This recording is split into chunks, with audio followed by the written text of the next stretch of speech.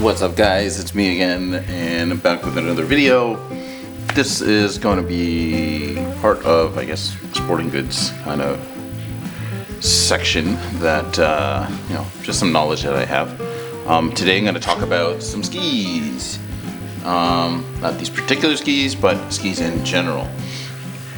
And hopefully you can find this video useful and that it'll help you understand what it is that you're looking for when you're out there looking for a set of skis for yourself, whether you're a beginner or intermediate or advanced level skier. So the first, there's a few things that you need to understand that affect skis. There's three main things. So it's going to be the shape. So that is the tip to waist to tail shape. Okay. There's going to be the flex, so how easily the ski will bend under your weight or pressure. Okay. And there is also torque, so the twisting, the ability of the ski to actually twist. Okay. Like a twisting motion along the length of the ski. So first thing we want to talk about is the flex. So the flex of the ski, which is this bending motion, is important because what you want to do if you're a beginner is you want that flex to be easier. And when the ski flexes, it allows the ski to turn much easier for you. Okay. At a higher level of skill, too much flex will probably be bad for you because you start to skid too much, and you actually want it to be stiffer because you have better technique to push, get that ski bent properly. A few things to look out when you are looking for skis features directly on the ski is that you can see on the ski, like this one here, let's see if I can get in close. You can see there's kind of a profile on the ski. It's not just a flat top. Things like this suggest that the ski itself is a little bit more rigid, stiffer, okay? And that's because if it were just flat, a flatter surface bends easier. Another thing that you'll notice is around the edges here. So the edge of the ski, it's not sandwiched. Okay, and what I mean sandwich is just like laminated pieces of wood or material or aluminum, whatever it is, on top of each other. This one is actually capped. So again, shaping that cap over the edge of the ski helps to make it a little stiffer, a little more rigid for the skier. What that results in is better hold on the edges. And better rebound. That's part of the whole idea of flex is the rebound, because eventually you don't just want the ski to bend and then stay in the turn, you actually want it to come out of the turn too. So when you let go of the pressure when you're skiing, you want that ski to kind of bounce back. So that has to do with the rebound of the ski itself. Okay, so that's basically in a nutshell the idea of the flex, how important flex is in a roll of a ski. So that'll play into whether you're a beginner. It'll also play into your weight. If you are a bigger beginner, then a beginner ski may not actually be good enough for you. You might have to go with a more beginner to intermediate or an intermediate level ski if you're heavier, because your natural weight will bend that ski and make it want to go into like the turning shape more easier. Of course, if that's what you want, then you can go with a ski that flexes a little bit easier, and then, you know, kind of just snowplow your way down the hill all you want. The next part that I want to talk about is the actual, the shape. So that has to do with the shape of the tip to the waist. Now, every ski narrows out tip, tail, and tip to waist to tail, sorry. So the waist, which is right here, right below your boot, is always going to be the narrowest. The tip is always going to be the widest. The tail will also flare out, but not as wide as the front. Okay. At least not on this pair. So the idea there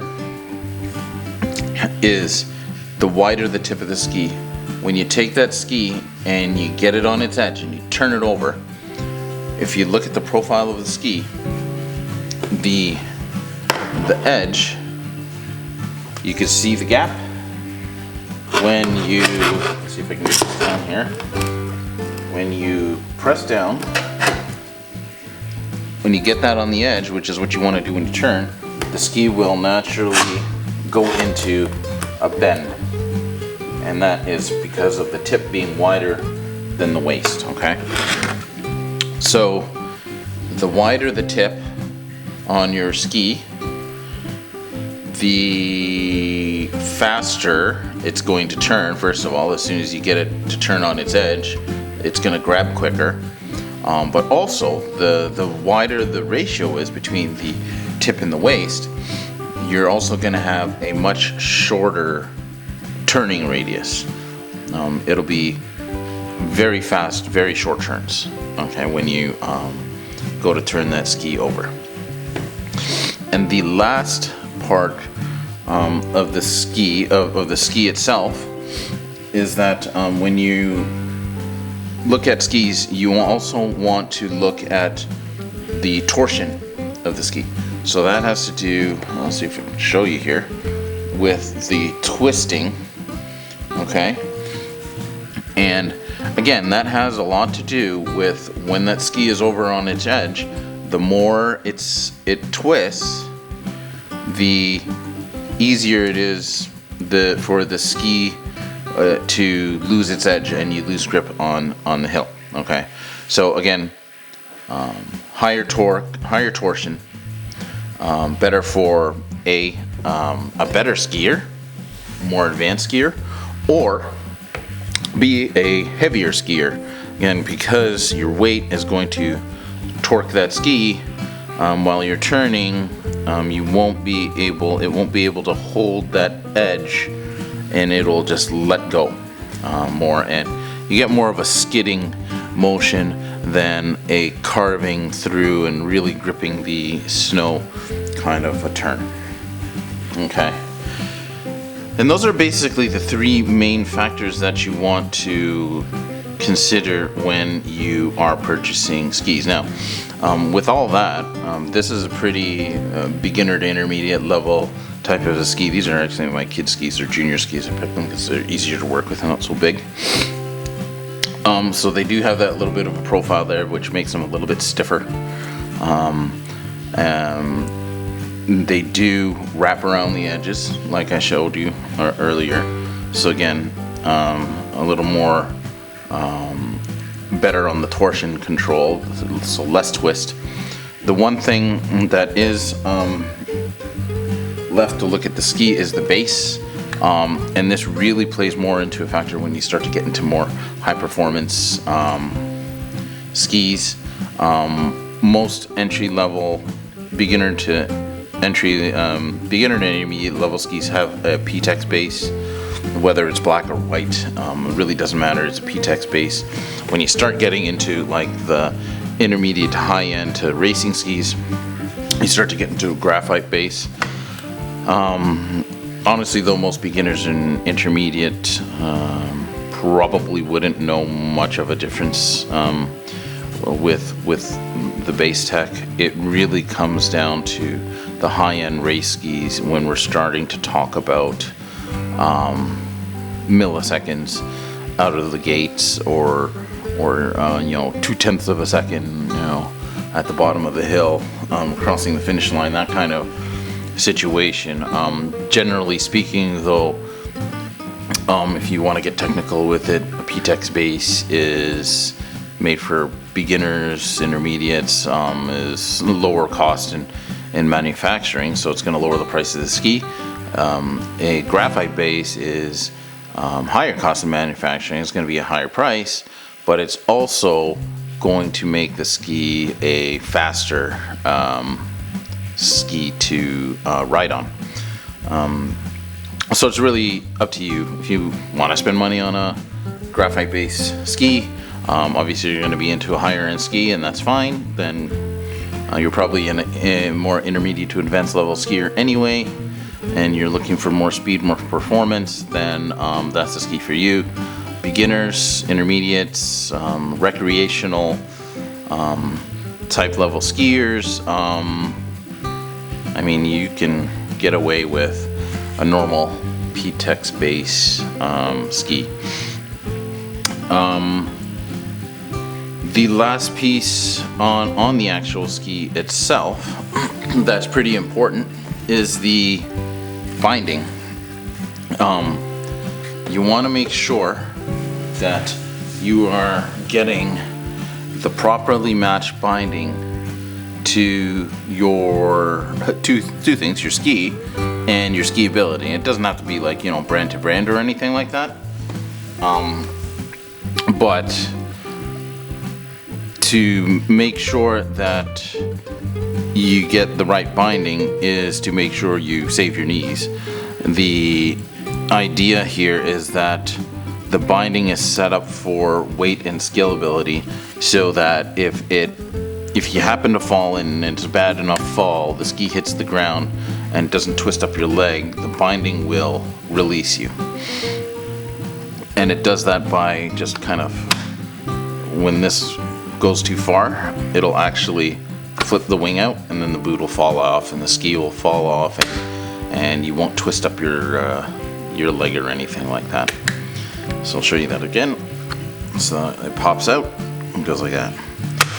One little feature about marker bindings, though, that's unique to them, is when you're skiing, if you happen to lose a little bit of control and it's just a little bit out, not quite all the way, you're still locked into the binding up until you actually hit a release point, which is way out on the end where it throws you back.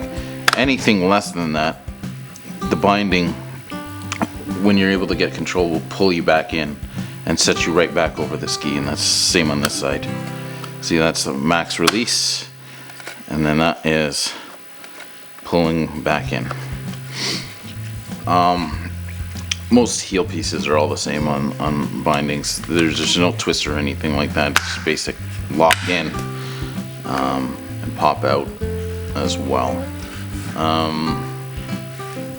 Nothing much else left to talk about with skis. That's basically the whole spiel there. If you go from brand to brand, you can see the different types of ways that each manufacturer helps stiffen up their skis using some stuff on top, technology they put on top, or even the cores themselves. You'll get into like wood core skis or composite core skis. There's an argument for both. I don't know how many skis are actually wood core anymore, but composite cores are generally lighter, cost less to manufacture. In the old days, wood core skis used to be the lesser to manufacture. And there's advantages to wood. Wood's a natural vibration dampener, so I used to say that the wood core skis would dampen your ride a little nicer, and you'd get a softer feeling ride from it. Composite core skis would feel a bit rougher, but you can get a better more feel of the terrain as well. So it's really a personal preference if you can still find those out there. But I don't know if there's anything left. Drop a comment below. Any questions you have about the skis, I gladly help you guys out. Usually I respond within about a day or two of getting any comments, questions, or anything like that. I hope you enjoyed that video. I hope that helps. I hope that helps you understand what it is you're looking at when you're going out to buy your own pair of skis. That's it for now. Take care. Enjoy the slopes.